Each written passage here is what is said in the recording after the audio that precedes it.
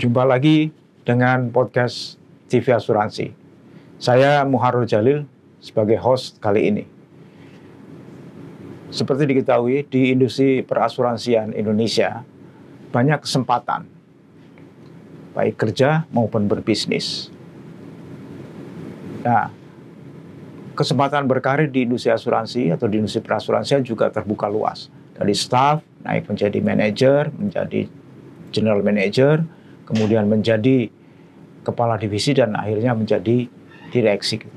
Tapi lebih dari itu, ada yang lebih menarik lagi, bagaimana seseorang dari karyawan kemudian bisa berubah menjadi business owner atau pemilik bisnis di industri perasuransian Indonesia. Itu terjadi dan bukan mimpi, tapi sudah jadi kenyataan. Nah, di sini kami mengundang seorang tamu, yaitu Pak Sudarto Jono. Pak Sudarto ini adalah pemilik atau pendiri dan juga CEO dari PT Magnus Mitra Sejahtera, yaitu insurance brokers atau pialang asuransi.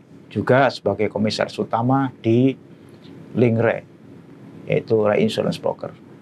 Selamat datang, Pak. Selamat datang, Pak. Di kantor kami, di studio kami. Terima kasih untuk waktunya. Sama-sama, Pak. Baik. Jadi ada seseorang jadi karyawan, kemudian berubah menjadi pemilik bisnis di industri perasuransian. Itu luar biasa. Dan itu bisa bukan sesuatu yang ajaib gitu loh. Artinya memang kalau tekun ya bisa gitu. Nah, mungkin kita akan mendengarkan dulu dari pengalaman Pak Sudarto Jono yang juga aktif di Aparindo dan Apari. Baik, baik Pak. Sudah berapa perusahaan yang Bapak bekerja di dalamnya? Iya. Sejak muda ya, iya, sampai kemudian sebelum mendirikan usaha sendiri, Pak. Iya, saya mulai karir saya di Bintang. Kemudian saya pindah ke Jardin Insurance Broker, kemudian ke Pancasari Dharma, dan terakhir saya mendirikan Magnus Mitra Sejahtera. Jadi tiga perusahaan lah. Ya. Baru saya mendirikan sendiri. Bagaimana Bapak bisa tiba-tiba terbetik atau tercetus, wah saya mesti mendirikan perusahaan sendiri nih, insurance brokers, 18 tahun yang lalu. Bagaimana Bapak tiba-tiba muncul seperti itu, kenapa gitu? Ya, sebenarnya nggak simsalabim juga ya. Ini memang nggak mudah juga. Karena kan banyak tantangan yang kita mesti hadapin, dan merubah itu memang nggak mudah, karena di zaman-zaman artinya berjalannya waktu itu kita perlu melihat pengalaman. Jadi pengalaman yang selama ini ada, kita merasa bahwa oh ya sudah tiba saatnya saya mungkin untuk mulai usaha sendiri. Itu karena sudah merasa ya kita sudah perlu untuk berkarir sendiri, untuk membuka sendiri. Bapak melihat apa kok tiba-tiba mempertimbangkan saya mesti harus membuka usaha sendiri? Ya, peluang-peluangnya di mana kalau pada awalnya saya berpikir bahwa kalau kita ada beberapa kendala ketika kita bekerja, ada hal-hal tertentu yang keterbatasan walaupun kita direksi, kita kan ada keterbatasan bahwa untuk memberikan suatu keputusan atau memberikan sesuatu hal-hal yang ini kita harus izin, atau harus kita juga mesti berbicara dulu, tidak bisa kita mengambil keputusan yang dengan cepat, padahal ada beberapa hal yang kita harus perlu waktu yang cepat untuk memutuskan sesuatu gitu. Itu sebenarnya awal muasalnya kita coba gitu. Tantangan terberat waktu pertama kali mendirikan usaha sendiri, Pak, di broker asuransi atau pialang asuransi di Indonesia, bagaimana, Pak? Ya, tentunya tantangan terberatnya adalah, ya kalau kita bicara bisnis berarti kan produksi. asuransi. Bagaimana nih kita bisa mendapat produksi, ya kita buka sendiri, kita usaha sendiri, bagaimana kita supaya bisa hidup sendiri lah. Tantangan terberatnya tentu persaingannya cukup berat, Pak. Jadi nggak bisa seperti kita karyawan yang kita hanya, atau kepada CEO kita hanya sudah siap semuanya, kita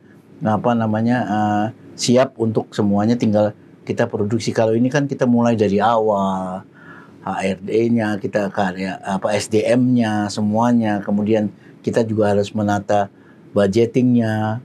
Memang cukup berat sebenarnya mulainya. Ini memang tahun-tahun pertama saya merasakan nggak mudah. Mungkin boleh disebutkan kira-kira di perusahaan Bapak ini itu 3 lini bisnis yang menyumbang besar pada. Sebenarnya saya buka ini karena supaya kita tidak ada kekhawatiran di dalam untuk biaya operasional. Kami menggandeng satu perusahaan yang memang sudah established, dia bergerak di bidang perkreditan elektronik. Itu bekas klien saya, jadi saya bawa, artinya supaya saya bisnisnya langsung sebagai captive bisnis. Nah, supaya kita tinggal mencari lebihnya nih, Pak. Jadi karena kalau enggak kita mulai semua dari awal agak berat expensesnya. Itu aja sebenarnya yang pertama kali di benak saya tidak bisa mulai dari nol sama sekali, tapi kita mesti menggandeng mitra.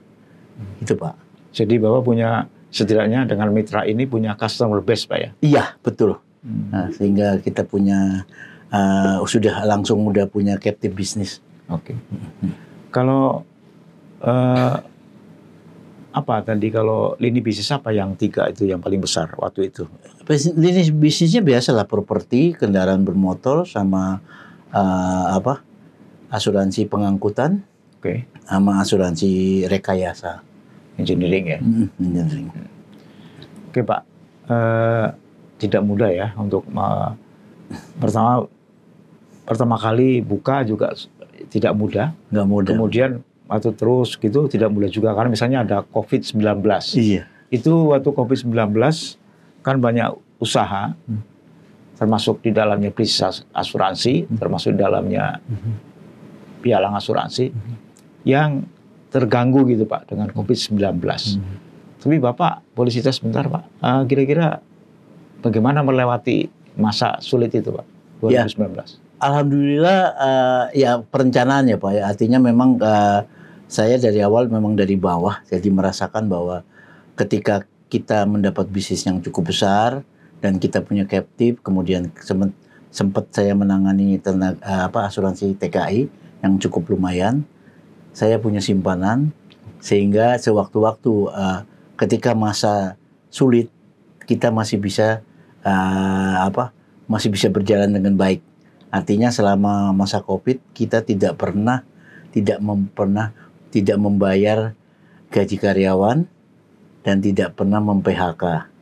Jadi tetap berjalan, dengan artinya ya persiapan itu memang ya alhamdulillah lah, kita memang mesti planningnya memang mesti harus dari jauh-jauh hari, Pak, memang.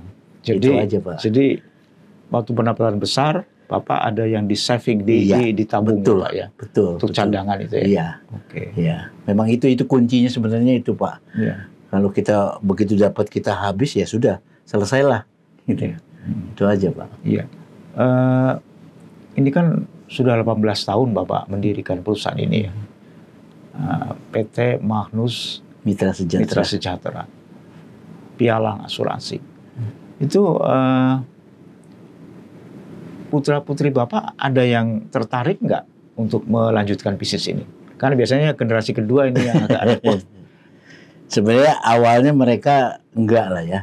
Artinya putri saya yang pertama tadinya di periklanan, tapi akhirnya pengen ikut juga jejak ayahnya. Jadi di sekolah di SMA Sakti. Kemudian setelah selesai dia berkarir di asuransi, tapi di perusahaan Jepang, asuransi Jepang.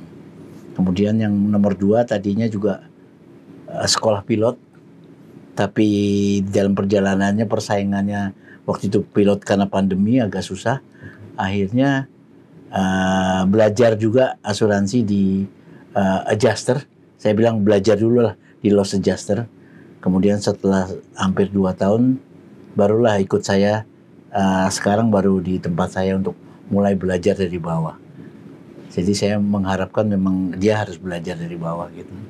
Itu aja Pak. Karyawannya sekarang berapa orang Pak? Sekarang jumlahnya cuma 11 Pak. Okay. Karena dulu 16 kita mesti mulai efisien lah. Iya. Udah. Tapi gaji nggak pernah telat kan Pak? Nggak. Alhamdulillah gaji nggak pernah telat. Nggak ada potongan, nggak ada. Oke. Gitu. Kalau THR lancar ya Pak ya? Lancar Pak, sesuai aturan Pak. Iya. Perpajakan juga sesuai aturan Pak. Iya.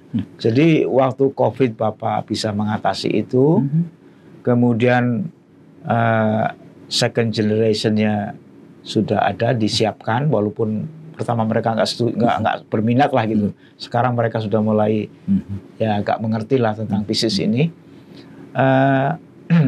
Kemudian ini kan ada regulasi dari OJK Pak, ya, mengenai permodalan gitu ya.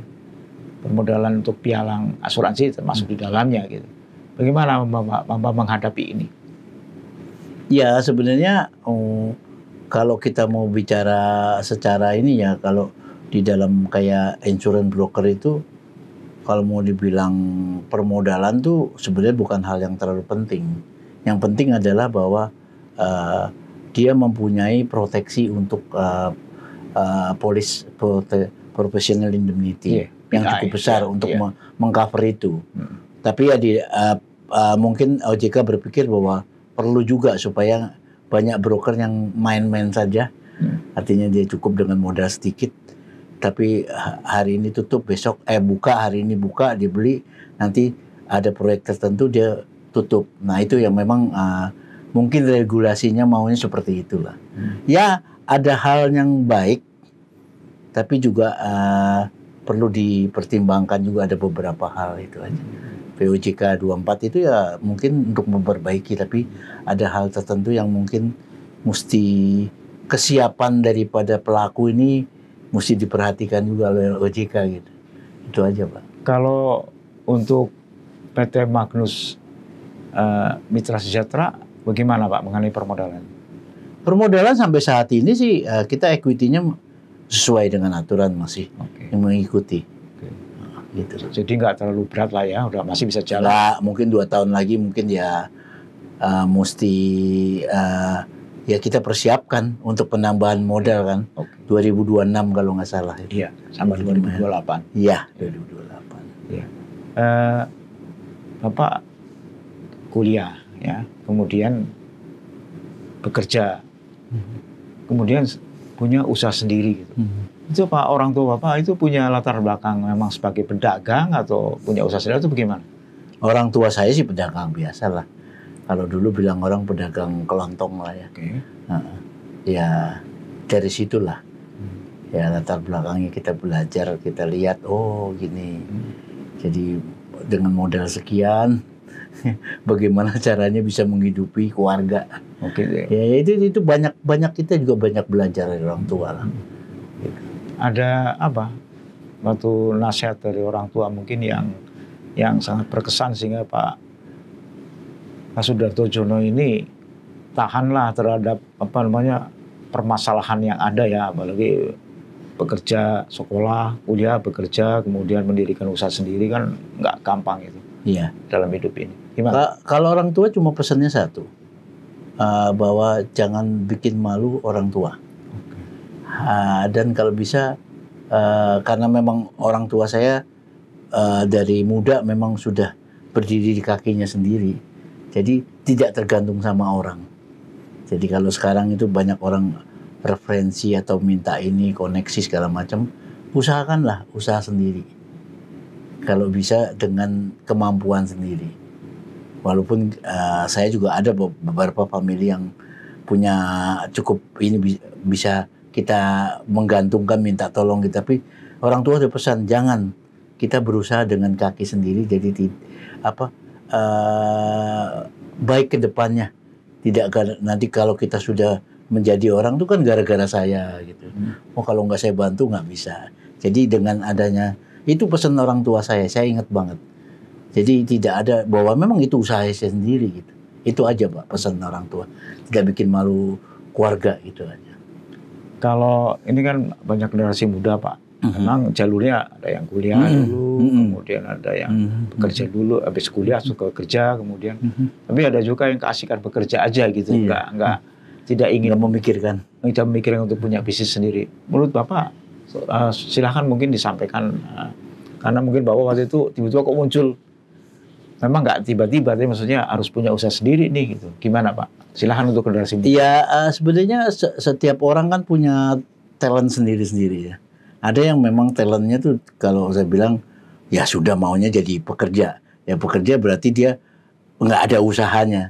Tapi saya sih berpesan kepada yang muda-muda, kalau memang mau jadi pengusaha atau mau jadi ini, ya persiapkanlah. Ya, persiapkan artinya tidak duduk diam, tapi bagaimana mau jadi apa ada jangka waktu. Seperti saya kerjakan rata-rata 10 tahun. Jadi saya punya target kalau sampai 10 tahun saya masih belum ini, saya harus pindah. Saya harus cari karir.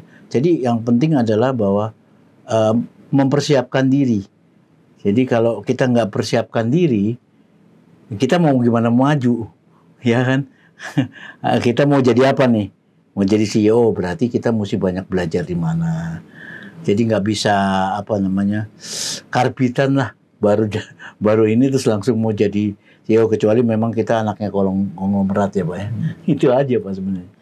Sama ini ya, satu adalah di dalam karir ini kita komitmen sama kejujuran. Komitmen yang paling penting, komitmen sama mitra, sama rekan-rekan juga itu yang penting komitmennya.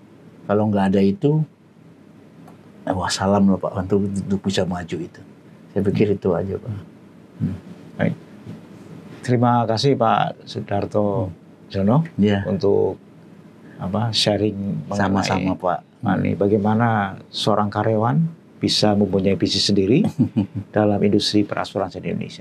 Ya. Demikian dialog kami sharing dengan Pak Sudarto Jono, pendiri dan CEO PT Magnus Mitra Sejahtera, yang juga komisaris utama Linkre. Insurance Brokers. Mudah-mudahan bermanfaat. Sampai jumpa di podcast TV Asuransi lainnya. Salam asuransi. Salam asuransi.